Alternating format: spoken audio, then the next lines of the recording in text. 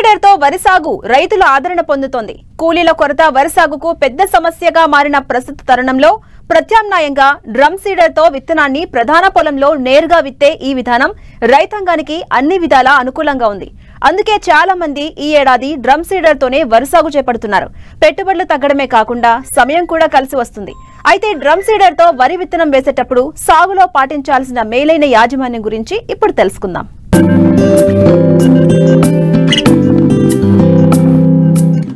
ఇటీవలి కాలంలో వరి సాగులో ఖర్చులు పెరగడం, కూలీల కొరత వలన దమ్ము చేసిన పొలంలో మొలకెత్తిన విత్తనాలు నేరుగా చల్లే పద్ధతిపై రైతులు ఆసక్తి చూపుతున్నారు.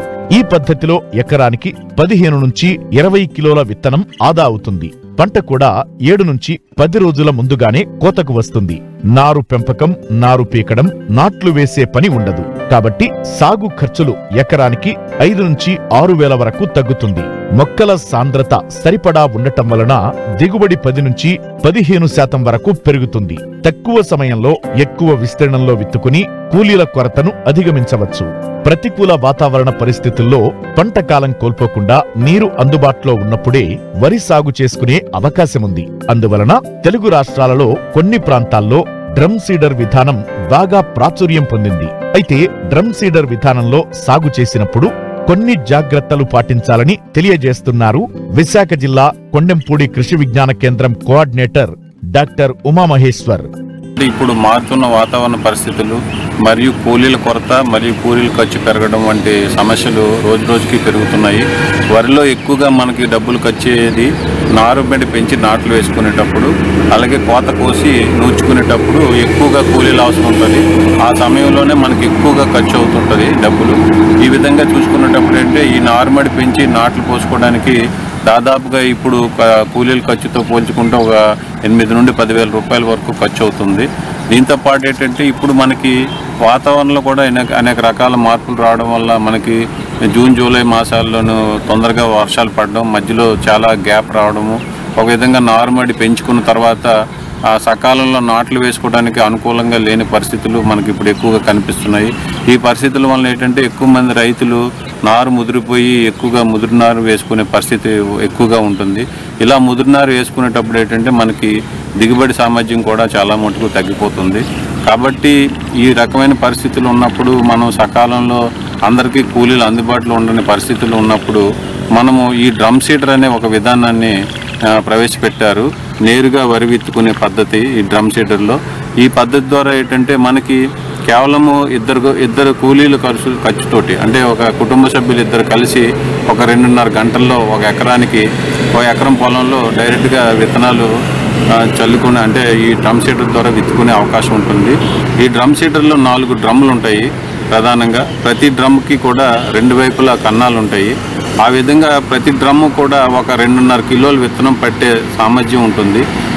ఇవి ఒక 2 వైపుల పెద్ద చక్రాలు ఉండి ఒక మనిషి బాగా దమ్ము చేసిన పొలంలో ఈ డ్రమ్ సీడర్ని ఈజీగా లాగి ఆ విత్తనాలు ఆ విధంగా పడి ఆ విధంగా కూడా మనం డైరెక్ట్గా విత్తనాలు వేసుకునే పరిస్థితి ఉంటుంది. అయితే ఈ డ్రమ్ సీడర్ మనం ఉపయోగించుకునేటప్పుడు కొన్ని జాగ్రత్తలు తీసుకోవాలి. ఏంటంటే మనం 2.5 కిలోల విత్తనం పడే సామర్థ్యం ఉన్న డ్రమ్ డబ్బాలో మనం పూర్తిగా విత్తనం నింపకుండా 1.5 కిలోల వరకు నింపుకుంటే మనకి ఆ విత్తనాలు ఫ్రీగా తిరిగి మనకి ఏంటంటే ఈ రంధ్రాల నుండి కిందకి ఈజీగా పడతాయి. ఆ విధంగా మనం అనుకున్న స్థాయిలో విత్తనాలు వరుసగా పడి మనకి వరుసగా మొలక రావడం కూడా అవకాశం ఉంటుంది. అయితే ఈ డ్రమ్ సీడర్ ఉపయోగించుకునేటప్పుడు కొన్ని జాగ్రత్తలు తీసుకోవాలి. ముఖ్యంగా ఏంటంటే మనం ఏ రకమైన విత్తనం వాడుతున్నాం, అంటే సన్న రకం విత్తనం వాడుతున్నామా, దొడ్డు రకం విత్తనం వాడుతున్నాం అనే దాన్ని బట్టి మనం విత్తనాలు ఎలాగ వేయాలనేది నిర్ణయించుకోవాలి. ముఖ్యంగా సన్న రకం విత్తనాలు అయితే 8 నుండి 10 కేజీల విత్తనం మాత్రం సరిపోతుంది. అయితే ఏంటంటే ఈ సన్న రకం విత్తనం వేసినప్పుడు ఈ రంధ్రాలు ఒకటి విడిచి ఒకటి పూర్తిగా మూసివేయాలి. ఒక రంధ్రం తర్వాత ఇంకో రంధ్రాన్ని మూసివేయడం వల్ల ఎక్కువ మోతాదు విత్తనం పడిపోకుండా మనం కొంచెం జాగ్రత్తలు తీసుకోవచ్చు. అట్లాగే ఈ డ్రమ్ సీడర్లో కూడా రకాలు ఉన్నాయి. కొన్ని రకాలు ఏంటంటే ఈ వరుసల మధ్య 20 సెంటీమీటర్ల దూరం ఉండేటట్టుగా విత్తనాలు పడుతుంటాయి. ఇంకొక రకంలో ఏంటంటే 25 సెంటీమీటర్లు, వరుసల మధ్య 25 సెంటీమీటర్లు ఉండేటట్టుగా ఒకసారి లాగితే 8 వరుసలు వచ్చేటట్టుగా పడతాయి. ఈ 20 సెంటీమీటర్లు ఉండే విత్తన రకం వాడినప్పుడు ఏంటంటే మనం సాధారణంగా కలుపు మందులు ఉపయోగించి కలుపు నివారణ చేసుకోవచ్చు. అట్లా కాకుండా 25 సెంటీమీటర్లు ఎడం ఉండే డ్రమ్ సీడర్ను ఉపయోగిస్తే మనం కోనోవేడర్ వంటి ఒక కలుపు నియంత్రణ మిషన్ ఉపయోగించుకొని కూడా మనం ఈ కలుపు నివారణ చేసుకోవచ్చు. మనము సాధారణంగా నారు పెంచుకోవడానికి 25 నుండి 30 కిలోల విత్తనం ఉపయోగిస్తుంటాము. అయితే ఇది ఆ వాతావరణం అనుకూలించకపోవడం వల్ల కూడా లేట్ అయిపోయి నాట్లు ముదిరిపోయి మన దిగుబడులు కూడా తగ్గిపోతుంటాయి. కాబట్టి ఎక్కడైతే మనకి అనుకూలమైన వాతావరణం ఉండి కొంచెం బోర్ ఫెసిలిటీ కానీ లేదంటే నూతి నుండి వాటర్ పెట్టుకునే పంప్ సెట్ ద్వారా పెట్టుకునే పరిస్థితులు ఉన్నప్పుడు, సమతులంగా భూములు ఉన్నప్పుడు, ఎటువంటి చౌడు సమస్యలు మొలక సమస్యలు లేకుండా ఉండే భూములు ఉన్నప్పుడు మనం ఈ డ్రమ్ సీడర్ విధానానికి ఉపయోగించుకోవడానికి అవకాశం ఉంటుంది. ఈ రకమైన విత్తనాన్ని, నాణ్యమైన విత్తనం, మంచి బలంగా ఉన్న విత్తనాన్ని ఎంపిక చేసుకొని ఒక రోజంతా కూడా అంటే 24 గంటల పాటు నీటిలో నానబెట్టాలి. ఇలా నానబెట్టే ముందు ఈ నీటికి మనం కార్బన్డిజం మందుని 1 గ్రాము 1 లీటర్ చొప్పున కలిపి ఉంచితే ఆ ద్రావణంలో ఇది మునిగి ఉండడం వల్ల ఏంటంటే ఒక రకంగా విత్తన శుద్ధి కూడా పూర్తవుతుంది.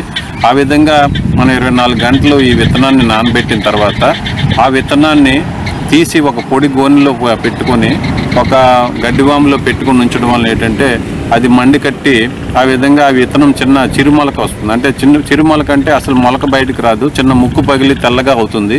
ఆ దశలో మనం విత్తనాన్ని తీసుకొని ఈ డ్రమ్ సీడర్ పద్ధతిలో ఉపయోగించుకోవాలి. ఎక్కడ కూడా పూర్తిగా విత్తనం మొలక వచ్చి కాడల్లా తయారయ్యే విధంగా మనం ఉంచుకోకూడదు. ఈ డ్రమ్ సీడర్లో విత్తనాలు నింపి ఒక చివరి నుండి ఇంకో చివరి వరకు లాక్కుని పెట్టే విధంగా చేసుకుంటే కేవలము 2.5 గంటలు 1 ఎకరానికి పూర్తిగా కూడా ఈ డ్రమ్ సీడర్ ద్వారా విత్తే పరిస్థితి అవకాశం ఉంటుంది.